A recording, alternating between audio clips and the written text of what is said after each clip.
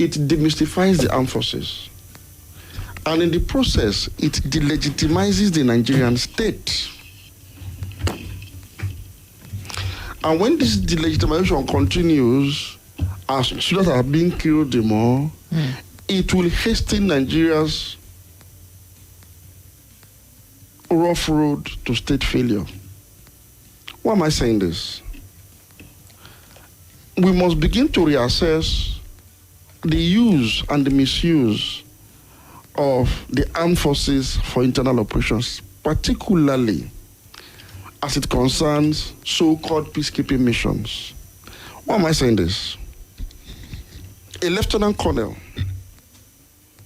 2 majors, 1 captain, and then 12 soldiers moved into a community. And the first question that will come to mind for somebody who has a faint idea or a faint knowledge of military formations and tactics is that, what kind of information is this?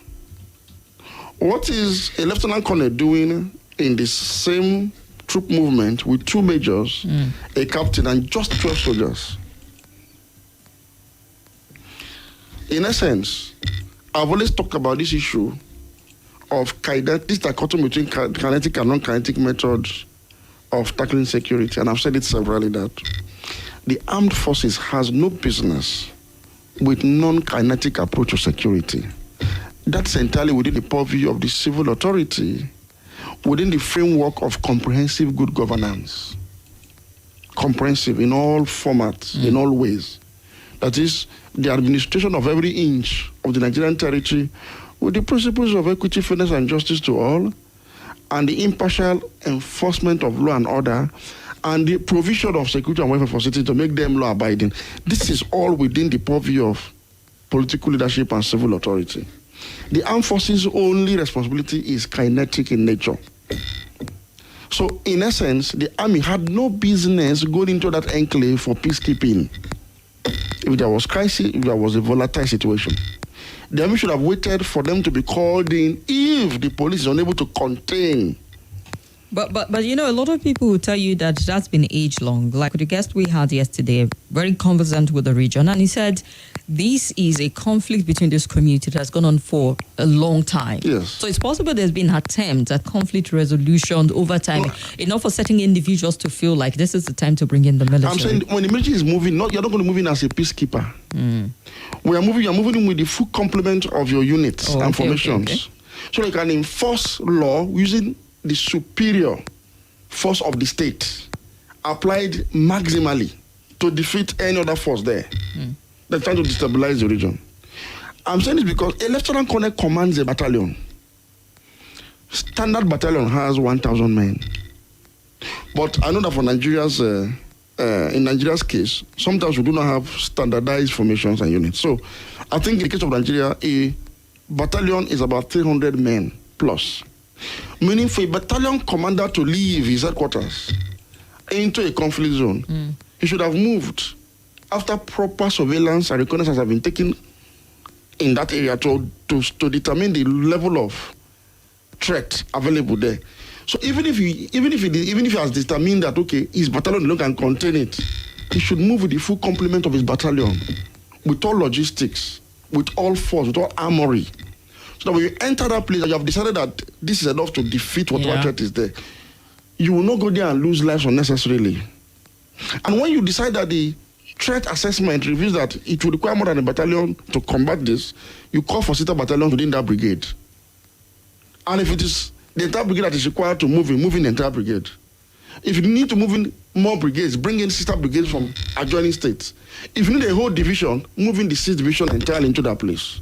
Whenever the army moves into a place, it will come out triumphant within the Nigerian space to show the superiority of the use of force by the state. But when you have a lieutenant colonel moving in with 2 majors, a major commands a company of not less than 100 troops. A captain also co-commands a company, or sometimes a lieutenant commands a platoon. So all of these units have the number of men attached to the unit. And I'm saying you cannot go with 2 majors, a lieutenant colonel, 1 captain, and just 12 soldiers. It means there was failure of intelligence. There was lapse in the operational method that was adopted. And this is what we need to actually hold the army headquarters responsible for now, to say, look, why we commiserate with these people are people's children, sons, husbands, people have been orphaned, people have been left as widows now, we know. And it is heart-wrenching for us. But the pain in the heart is that you should have done better than do this and endanger the lives of these highly trained, professional, and competent soldiers, because that particular commanding officer of that battalion, who died unfortunately in this incident, has served Nigeria diligently in different theaters of war. Indeed. Now, they were killed in a manner that suggested that they couldn't even resist. Meaning they were overwhelmed to the point where you could kill 17 soldiers and decapitate their body. Them. And they couldn't even record one casualty on the other side. It tells you that they were overwhelmed. So meaning they shouldn't have gone to that zone without adequate preparation. The army has no business with peacekeeping. Before you embark on any peacekeeping mission, the warring parties must agree that they need peacekeepers to come in. Meaning they're going to kind of respect certain lines and make sure that they do not direct their combat effort towards the peacekeepers. And wouldn't have also been directed from the highest office to say the presidency directs the military. So everything would have been settled before you move in. And when you're moving in, because as you're going to prepare for peace, you're also preparing for war. That was why Nigeria went into ECOMOG. We went to our entire contingent because we went as though we were going to fight a war, but I was going for peacekeeping. In case the situation turns around, you can easily defend yourself. So this was an operational lapse that has led to loss of lives. So going forward, the army should please jettison this idea of non-kinetic approach to security. Focus on kinetics. That way you are trained to shoot and bombard. Nothing more, nothing less. We don't want to record kind of casualties again. So that where it happens, you know that it was an active combat zone. So we have to reinforce to defeat the enemy. But here's also a perspective I want to bring that we have not looked at, and that is something that the Senate President said, which a lot of people don't even know how to piece it together. 5 days after the tragic murder of the military personnel, the Senate President, Godswill Akpabio, says that the culprit may be mercenaries rather than people from the Niger Delta region. And he presided over a plenary session on Tuesday in Abuja, stated those who are responsible may be mercenaries. He said this during the debate on two merged motions by Senator Abdulaziz Yaradua and Ede Dafinon. Dafinon also represent Delta, I'm not sure I got the name right, represent Delta Central, and has risen a motion calling for relief and assistance to victim of the attack. But Akpabio interjected, telling the lawmaker not to conclude just yet. Quoting him, "I don't want you to conclude. I don't believe these people are from Niger Delta. Those who did the killing, with respect to men and women in uniform, that's why I'm saying that your additional prayer should actually be carry out a thorough investigation to know whether these people were mercenaries from outside Niger Delta who came to commit this crime. I don't think these people are Niger Deltans. We're not at war. Even in a period of war, you do not lose such number of personnel. No community will go to the extent of doing this kind of things. I don't think they are from the Niger Delta." His opinion, but I don't know what it's based on. If it's maybe perhaps intel that is privy to enough for him to make this kind of position, because he feels like, are you abdicating responsibility at this point on the part of the community to saying, oh, they're not there? Because we do that a lot. I mean, when we started having infiltration of terrorists into the country, we attributed it to the fall of Libya, arms coming through the Maghreb and all whatnot. Until date, some Nigerians will beat their chest and tell you that the people who are perpetrating, someone says the kidnapping in Kaduna where they took 187 and went ahead to Kajuru and took 100 people, perhaps not Nigerians, that they are foreigners. So I want us to address this because it feels like we think some phantom people have come into our land and we have zero control over them. If I answered it so eloquently, phantom. Sometimes, instead of us to take responsibilities, we just begin to create conspiracy theories that will confound the issues even more. Is it deliberate? Honestly, I don't even know what informs such level of, should I say ignorance at the highest level of the land. And let me say this, whether or not somebody brought in mercenaries, whether they dropped from space, where they came from, one thing is they were there, they were armed, and had the capabilities of killing 17 soldiers. And we are saying that the armed forces should have known that this place is prone to armed conflict by non-state actors, whether they are mercenaries, whether they are from the community, wherever they come from, it doesn't matter here. That this place is a restive zone. So restive that these two communities have been killing themselves over, lands, river, rights over fishing rights on the adjoining rivers and all of that. So these people are already armed. They have armed elements within these communities. But again, not all. I do not think every member of the community sat down to hold a meeting and decide to kill soldiers. That's one thing that I know wouldn't have happened. It's when you have conflict between communities, so-called conflict between two communities. It is usually certain segments in that community that have vested interest in either these land resources, fishing rights, or political contestation that are responsible. But they do it in the name of the community because of course, the identity issues we have in Nigeria. So I do not think that members of the community sat down and held a meeting and decided to plan to kill soldiers. No. There are criminal elements amongst them that would have perpetrated this crime. And I'm saying the armed forces of Nigeria is the armed forces of Nigeria. It's not an occupying force of a foreign land, of a foreign territory. You are part of this community. The armed forces have all it requires to gather intelligence, to even know when mercenaries, if indeed mercenaries came in, are present in this area. And I'm saying if they have done their due diligence, their surveillance, their reconnaissance, their active intelligence gathering before deploying troops, maybe this would have been averted. Because this is not an active combat zone. It's a potential combat zone because it is restive, but not active like Boko Haram or we have bandits in the north. It's not an active combat zone. So I'm just saying that this will serve as a shock therapy to the armed forces to stop exposing themselves to such attacks. In the name of peacekeeping, you have no business doing peacekeeping missions at all. Absolutely not. Whenever there's an insurrection, whenever the communities are fighting themselves, no member of a community has a right, not one, to pick up arms against another community over whatever reason. And so when the police are able to enforce law and order, maybe due to inadequacy of equipment and men, and the army is called in to support, the army should go in there with maximum force to defeat the force that is operating within that. That is the role of the army anywhere in the world. When you do that, then you pull out and allow police to enforce. But I thought the military does have a strategy also where they come in and interface with the people and bring that peacekeeping element. Maybe and not I'm saying the peacekeeping. That should be jettisoned going forward. It does not work. It cannot work. It will never work. It is not the role of the army. The army is being demystified every day. They chant this non-kinetic approach to security. Every day they chant it. It's a spectacle that is ridiculing to the eye to say to Nigerians, to soldiers that behaving like women. When you see generals speak in other I'm a climes, woman, so I might take exception to that. Sorry, to say it might feel like you're bringing the value of women down to say women are not capable of resolving that. Women are peacemakers. Women are gentle. Women are not violent. Women were most of the violence perpetrated in the world is by men. So I'm just saying it within that context. That look, women are tender. They are caring. They would rather appeal for calm than actually use the rod. That's what I'm saying. So I'm saying, but soldiers are supposed to behave in a macho manner. You see, that's why you are the army. Leave peacekeeping activities, leave mediation to the civil authority, to the government. They have layers of communication channels for such activities. But if we are trying to do peacekeeping, I'll say this today for emphasis. Peacekeeping should be to prevent escalation into violence. If there are disagreements between two communities over land and they are not yet fighting, you can deploy a peacekeeping mission, not the army, the state government concerned, through the various channels of communication, to see how you can resolve the lingering dispute over the use of land or water resources.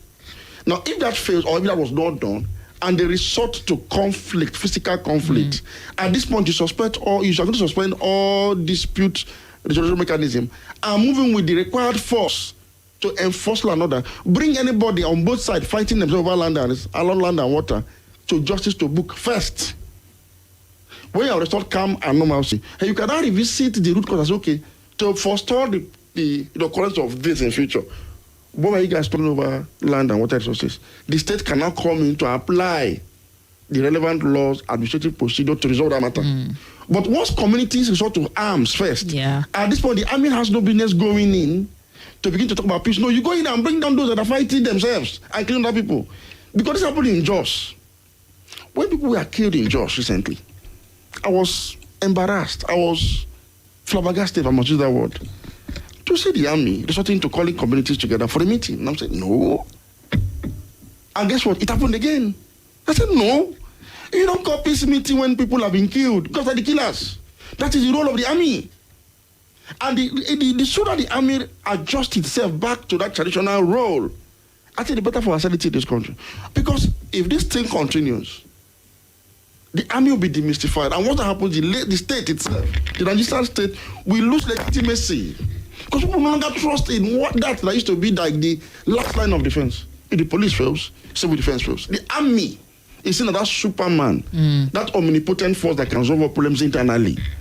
If this trend continues, I'm afraid we are teetering on the edge of state failure. Don't make this call. So this should serve as a shock therapy, please. No more peacekeeping for the army within the Nigerian territory. No. You must enforce law and order. You must enforce peace through the use of force. You see, that is called the monopoly of the legitimate use of force. Now, apply it in the maximum level where it is required to enforce law and order. As a citizen, you have an obligation to be peaceful, whether you like it or not. The army should ensure it whenever they are called in to ensure it. In human nature, there will always be conflict. However, how that conflict is managed so that it does not generate into a full-blown crisis. I underlined it by saying comprehensive good governance within the framework of application of the principles of equity, fairness, and justice. That is, the state should have adequate laws that caters for every ethnic group, every cultural economic group, and allow them equal access to state resources, to natural resources within the state. There should be a mechanism where nobody is marginalized, where nobody is favored above the other because of ethnicity and religion. That is the role of the political authorities, and it is in the Constitution. It's there. It's written in bold letters. But we have not been able to apply the Constitution. Let me give you a simple issue. If you observe, communal class over land is more in the south than in the north. You know why? The land tenure system in the north is more progressive than in the south. There is something called the Land Use Act in the Constitution. People who wrote the Constitution knew that this problem was going to emerge. And so what did they do? They said to vest land, the ownership of land, the authority over land, on the state government. You should hold it in trust for the people and allocate it on the basis of economic needs. But to do this, you have to acquire the land first legally from the original inhabitants. You acquire it. You pay the compensations, acquire it. Then you plan the land economics of your state. It's okay, not as it is in everything. FCT is one state in Nigeria that has implemented the Land Use Act comprehensively. Don't you have law and order in Abuja? Why you don't have indigenous satellite dichotomy in Abuja? You don't have it. Because there are procedures. When you acquire land that's allocated to you, that has been originally acquired, the compensation mechanism is already in place. So you do the needful, everybody's happy. Most part of the North have actually acquired land. They have largely implemented the Land Use Act in their state, particularly in urban areas. So it is common to have CFOs in Kano, in Kaduna, in Sokoto, in Katsina, because the state government have largely taken over land from the original inhabitants through proper acquisition. But in the south, because I don't know the premium placed on land, most state governments in the south have not been able to implement the Land Use Act, including Lagos State. You'll be surprised to hear this. So lands are still left in the hands of communities, and this is the problem. Because of our oral history, because of our not so standardized, traditional history, you don't have multiple communities claiming the same land, and you don't even know who owns land. You don't know who is who. You don't know. Everybody's claiming the land, particularly those that are strong among the two communities that have arms to be able to fight, collect this land, sell, and spend the money on frivolities. So these are the issues. So that's where the state government is supposed to step in. So it's a failure on the part of government that up to that we have left the control or the authority over land in the hands of communities substantially. We are supposed to acquire this land and then reallocate them to individuals and groups on the basis of economic needs across communities. As it is in Abuja is a perfect example. Where if you want to do farming today, if farming is your calling, you know part of Abuja to go and apply for land. If housing estate is your calling, you know. Shopping complex is your calling, you know. Past education, anything you want that has to do with economics. You want to build a school, you want to build a mosque, you want to build a church, everywhere has been demarcated. So you just go to where these states have been allocated for and you apply for and they give it to you. How many states have this system? How many? So it goes back to the state government. So the armed forces should tell the president to advise governors to take up the issue of governance seriously. All right. I said we weren't going to dwell on that for so long, but it was nice that we looked at the perspective and the role of the military, because I quite agree with you, Dr. Majeed, about the military being demystified. It's I mean, demystified. and you know, when the Senate president was speaking and making it sound as if he's never heard of the military being attacked before, I'm thinking it happened in Niger State. It's happened in several areas where we have seen an people. Air Force jet was brought down by Yeah, bandits. so In NDA here in Kaduna, it was violated. An officer was killed and normal soldiers. I mean, didn't they go to one of the academy and abduct some in people Borno, from there? if you know how many soldiers we've lost in Borno. Why? Again, because we are fighting what you call asymmetrical warfare, yeah. with non-state actors, which is not supposed to be the case. Let me end on this issue of Borno. So that's why do not think that we're going to get a dichotomy. Look, I've said this several. You see this Borno, this Boko Haram war. This is not how to fight such a group. No.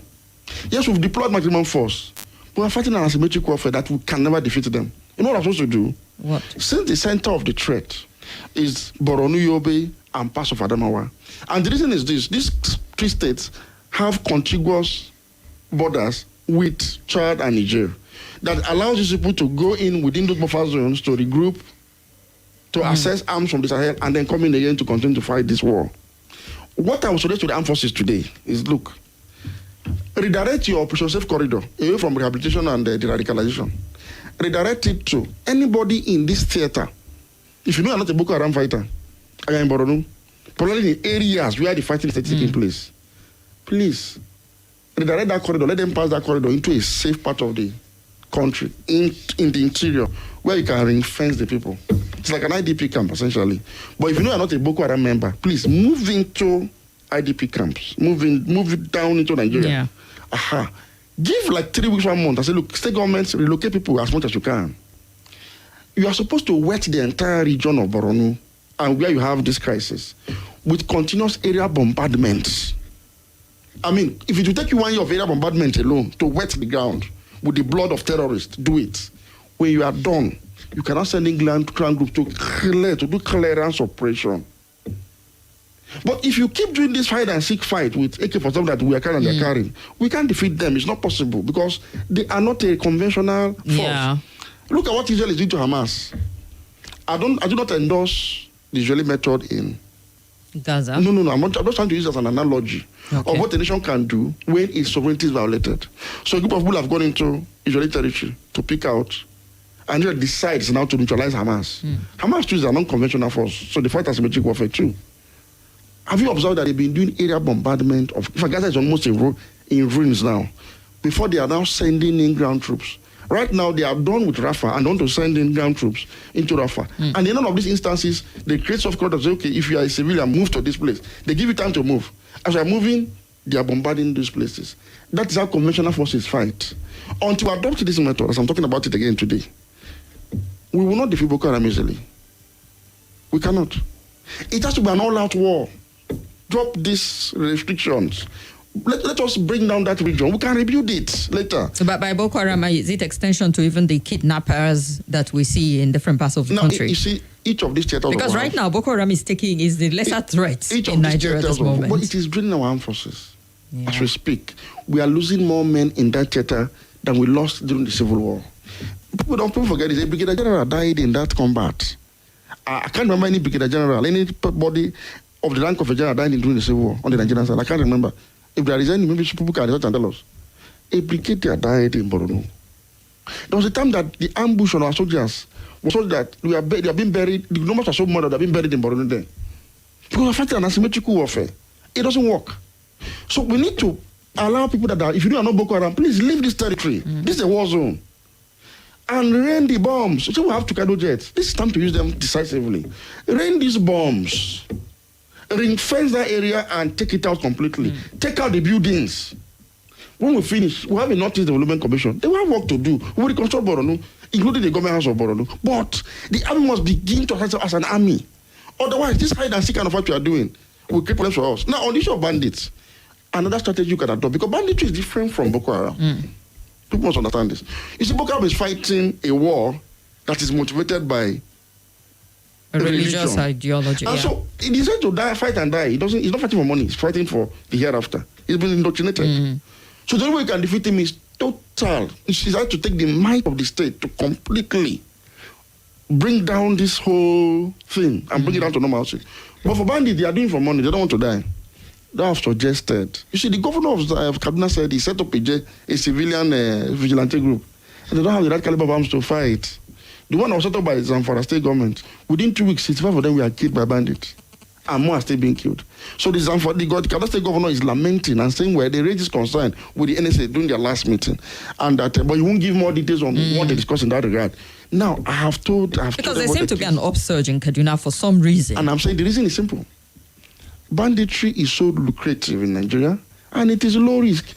They can come to a community and evacuate 200 to 300 people, and not one of them will die because nobody is able to respond. And I'm saying, yes, the government might not have the means now to expand troop strength across all the services. And I've singled out civil defense. I said, look, create a volunteer unit in the civil defense.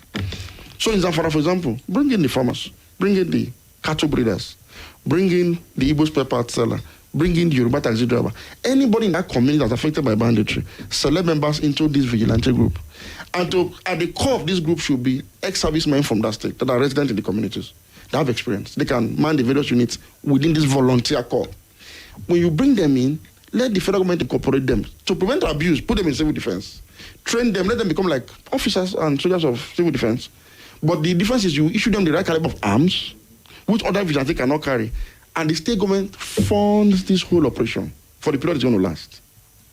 And the reason why they are in civil defense is if for any reason they misuse them, the state government has to misuse them, federal government can easily disband immediately, retrieve their weapons. But if you do not put them under your chair, you cannot do that. So they'll be used for what they are supposed to be used for. And what are they going to be used for? They'll be embedded in their communities. They're not going to attack the bandits. No. They stay in the community. They stay in their schools, stay in their homes, stay in their farms, stay in their cattle, breeds in their heads of cattle to prevent cattle rustling. When the bandits come to any of these targets, there should be people that can respond, that can return fire for fire. This will hold the bandits until conventional forces are able to mobilize to that scene. And once the bandits who want to live and enjoy their money from ransom realize that going to communities now is risky, this thing will reduce because it is motivation is for money. And they want to live and enjoy their money. That's the only way they can understand. Because in other countries where you have such upsurge of internal warfare, that's only called conscription. You conscript people to into the army, give them guns to go and defend the country. People don't know on conscription. But this is like a pseudo kind of conscription. It's okay. Bring people that are once affected into a conventional force. Train them. The burden of their welfare, their remuneration and funding for their logistics will not be on the state government, which they can do with their security, that they're trying to do it right now. This is something you need to put in place. Then you can also begin to consider state police as time goes on. But I keep arguing that, look, state police cannot enforce law and order in such a chaotic environment. Because police is to go and arrest, prosecute, and prove whether the person is guilty or not. So if the police is supposed to catch Abu Shekau today, if we are to be alive, a police cannot kill Abu Shekau. They have to arrest him first. And say, you really Abu Shekau? Let us take it to court and go and prove to the judge that you are Abu Shekau, who committed so and so crime. That is the law work of police. So it only happen in a normal situation. But civil defense, their duty is defined sometimes according to the government. They are not prosecutorial powers. They are not necessarily a law enforcement agency. They are like a mid point between the armed forces and the law enforcement. So they can be used for this purpose because they can actually shoot. They can shoot to kill.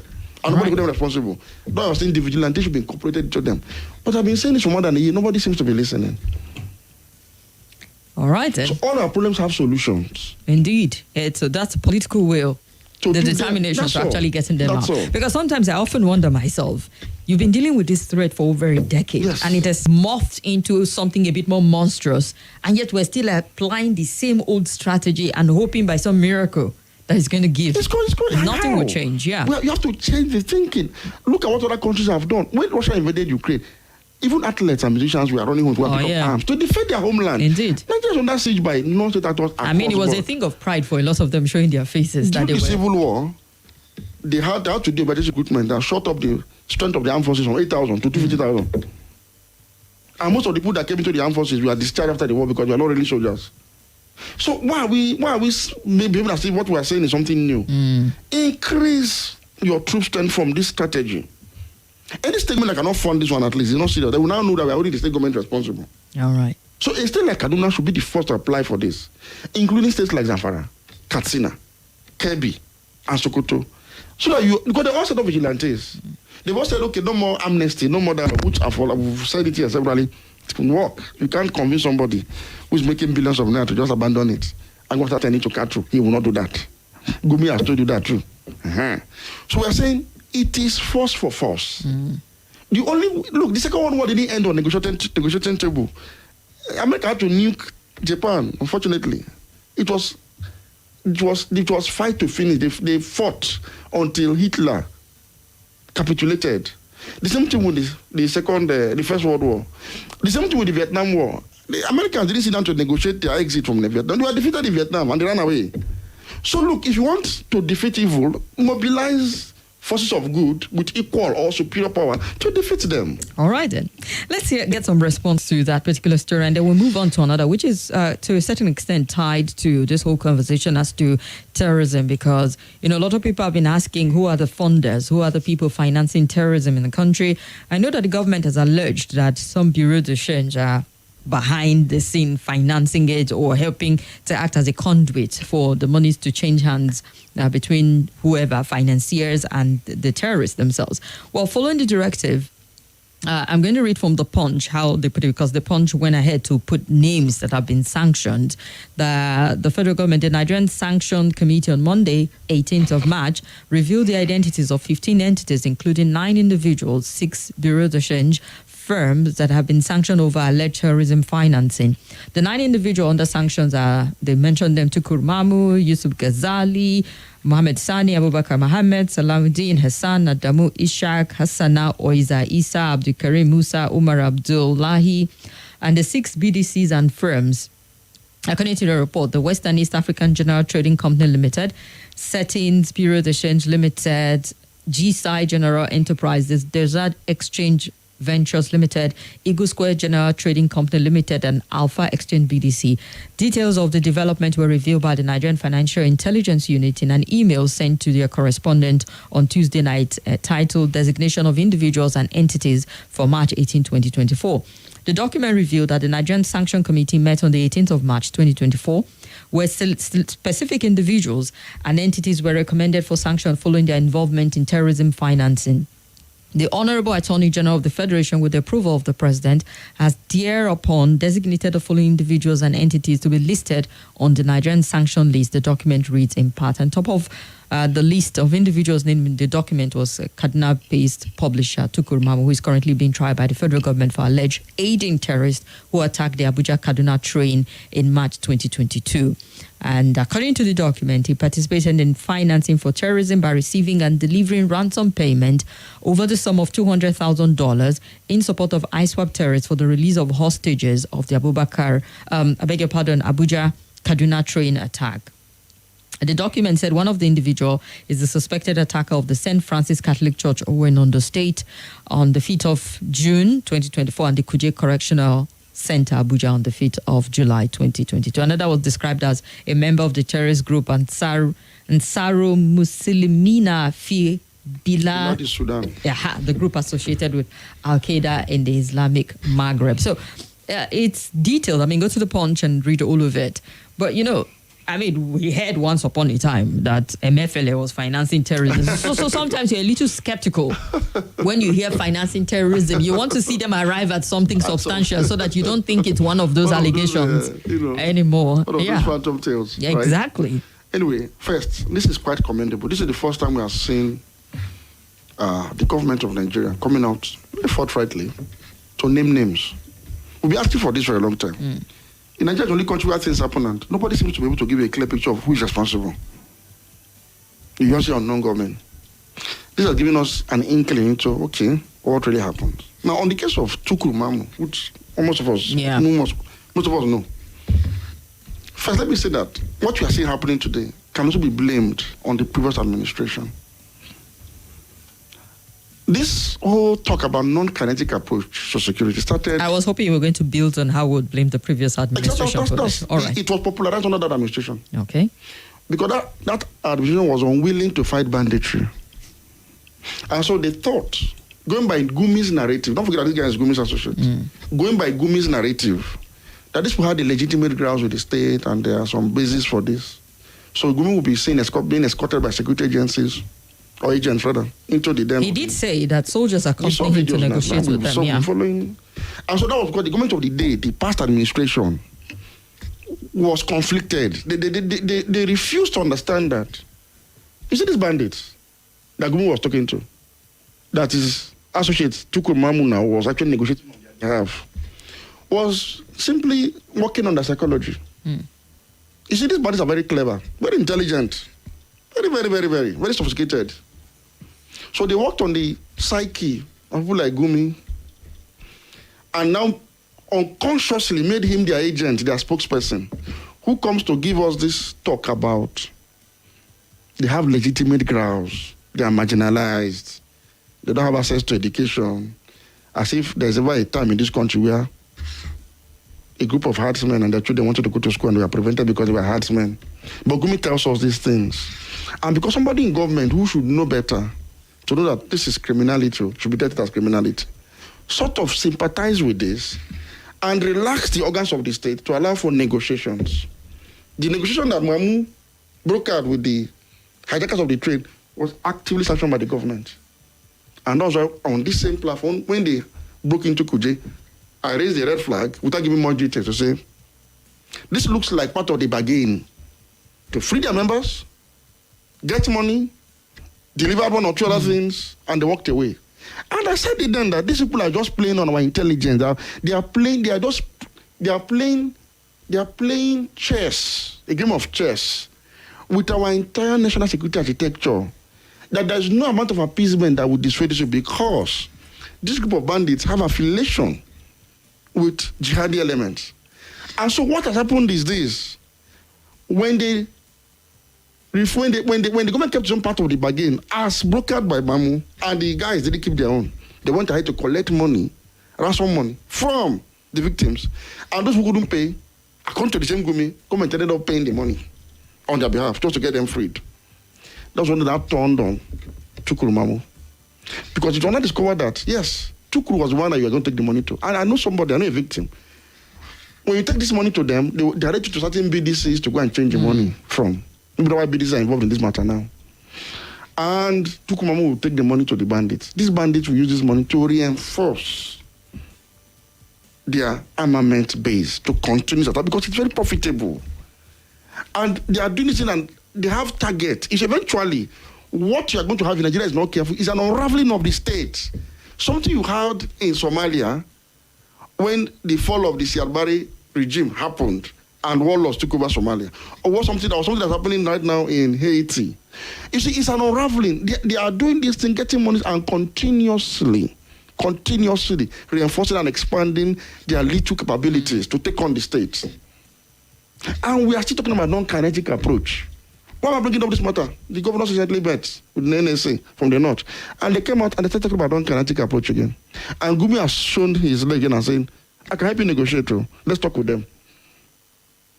That willingness is still not there to go all out and defeat this thing before it becomes even so monstrous that even the solutions we are giving now will no longer be effective. To get a time, even if you arm the whole villagers, it will not be effective anymore. Because people have gotten certain capabilities that will overwhelm that level of force we're proposing now. So the lessons learned from this is that... I mean, the audacity to start to demand certain amount of money to tell you that they become emboldened. Become emboldened and they know they're going to pay. And so what this should open our eyes to is, you can't negotiate with these guys. The other government apparently failed, and towards the end of the government, they tried to turn the heat on this guy that they felt so angry with that. He led a negotiation that led to an embarrassment of the government. Yes. That's an admission of failure on the part of that government. But I'm saying that the current government should learn from this and recalibrate its response mechanism for such level of internal insurrection. And defeat this thing across board using the different strategies that are suitable for each of these cases.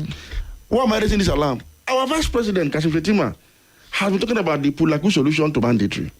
That's another non-kinetic approach that seeks to appease people he identified as former headsmen that have now become bandits. And we are saying, how long are we going to continue on this path? Nothing justifies banditry in Nigeria. Absolutely nothing. And nobody should ever compare banditry to Nigeria Delta militancy. They are not the same thing. In the case of Nigeria Delta militancy, before amnesty was granted, first, We came to a conclusion that yes, Nigeria has not been fair to this region where the golden egg is being laid. Was that conclusion. But the amnesty was not granted with kid gloves. It was under the pressure of militarization. Don't forget that Tompolo was smuggled from Camp 5 under the orders of Yaradua. There was an area bombardment of Baramatu Kingdom and other such communities. It was under that pressure of bombardment that the Nigerian leaders and allies decided to broker a truce and say, can we have amnesty so they surrender their arms and stop this? Since we know really that there was a basis for this insurgency, even though it had been criminalized. Yaradua agreed. Even in agreed, Yaradua established what was called a joint task force and the STF simultaneously that had presence in every government of all the Nigerian states to ensure that the amnesty is not abused. And under the gas of amnesty, we now continue to do criminality. And why those that surrendered to be into the amnesty program, we are being compensated adequately. Those that did not, we are being slaughtered by the army on the high seas everywhere. It was effective. That is how a state acts. Now, what did we do to bandits that we should begin to grant them amnesty? What? I mean, what is the marginalization that Gumi is talking about? I don't understand. Gumi said access to education, economic. I mean, that's definitely what I was president for 8 years.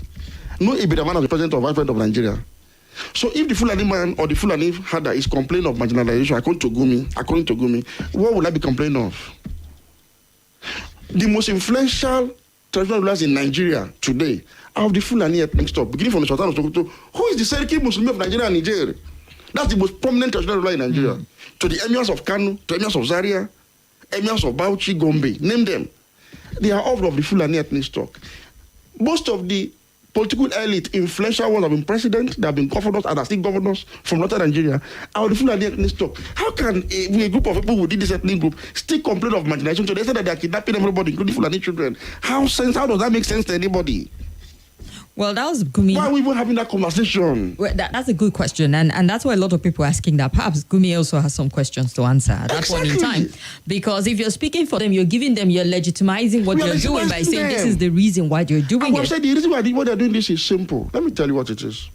You see, in our primitive states, all of us that are Nigerians, from all the ethnic groups, we have certain cultural practices that are in conflict with modernity and in conflict with constitutional order. Yes. In some parts of this country, cannibalism used to be a cultural thing. Human sacrifice, it is. Some traditional religious worshippers use human beings to sacrifice in the days of old, which led to the dethronement of people like Obamarama and Co. by the British authorities. In some places, whether I believe it or not, prostitution is a cultural thing too. All some of these more shades of crime and criminality have some cultural, in our primitive state. But when the state comes in, the modern state, it suppresses all of these tendencies. It suppresses it. But let me tell you this today. The day you are going to have a governor of a state who subscribe as a tribesman to the human sacrifice culture of his own section, know that in that state, throughout his reign, there will be human sacrifice and there will be no sanctions. That aspect of the culture of that particular section of the state will come to the fore because the state will receive. Because he's the manager of the state. He will not enforce that aspect of the law because he believes in the legitimacy of that. The truth is, what you have as banditry today has cultural underpinnings that came to the fore because the state under President Muhammadu Buhari receded when he believed, because again, he was acting more as a tribesman than as a statesman, as commander-in-chief, as president. When he decided to give some breathing space, let's go back to the statements that came to the president during the peak of that crisis. You start wondering, who is writing these statements? No, there's no sort of justification that was not given. The narrative then was, it was a communal conflict, farmer-herder conflict, first, live in harmony with your brothers and all of that. There was no justification that wasn't given to this whole enterprise. Okay, declare them terrorists. Are you going to declare an ethnic group terrorists? It was when it became late in the day that they found a way of declaring those who are asked to declare terrorists as terrorists. And we told them that. When we say Fulani bandits, nobody in his right senses would assume that we're talking about the ethnic group. The same if you it's about public and not include that the entire Abuja in same. Now, what has happened in having given the appropriate and the community and the community are fighting. This case in the Rubo community. As the army has moved to the Rubo community to fix clarity, it gives us okay where it is coming from. We have elements of elements and proper and bottom. And I've been wanting there. No, you don't want to say, stop calling it Rubo job. They have to own up. Indeed. The one people who are fighting. I think we have now. People on both sides of this community Most of them are very conciliatory. Across the board, though, and that's why I'm fighting over land. One of them came on TV to say, "Stop over everything." Let me, and the one that was on TV we called. So I'm happy that at least we had an agreement that this was not some of the police, this was not right. Everybody is putting hands on them. At least at the end. And this also we talk about the on the radio, on the TV, or about the file.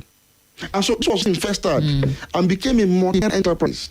And I'm saying, maybe I think powers that be, maybe this is not to election, so it's trading something. And I'm saying, well, if these guys continue with 27 minutes, threatening, of the political interest, at maximum fast now to defeat this menace. And well, let's bring you in. I said for lines buzzing. We'll take some phone break. There is 951-0000. And Yukida says, I greet you, our guest. God grant him more knowledge. Our Joshua says, Dr. Majeed, what have you said? He should be able to tell us which reason the way Akpabio has been conducted. Don't think opinion about how Akpabio is leading the debate. And Lushola said, thank you for your government complete sense. Thank you very much.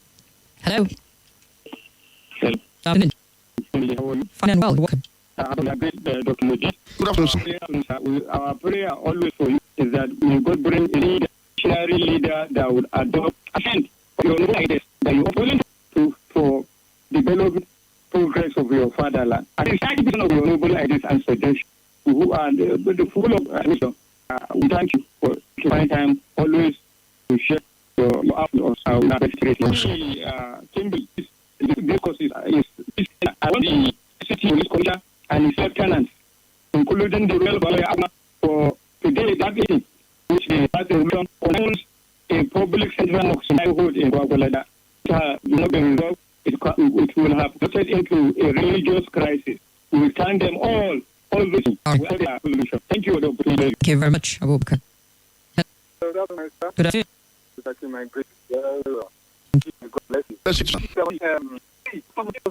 What some people want to call them SDA to sometimes when you ask that question that it's a very long time and they are not listening.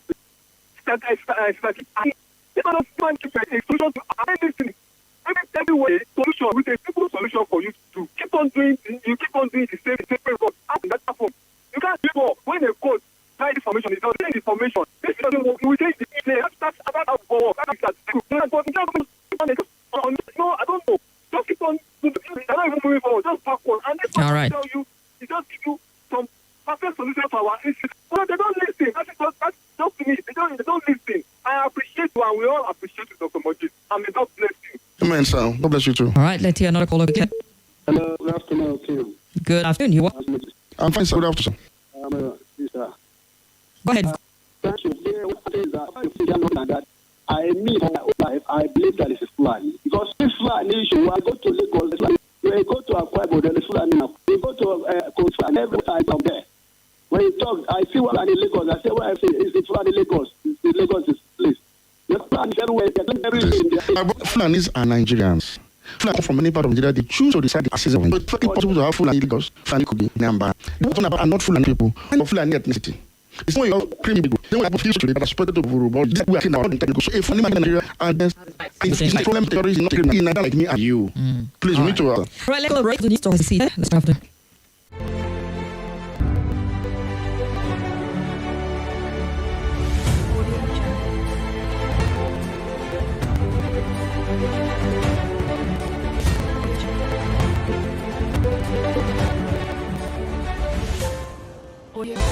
This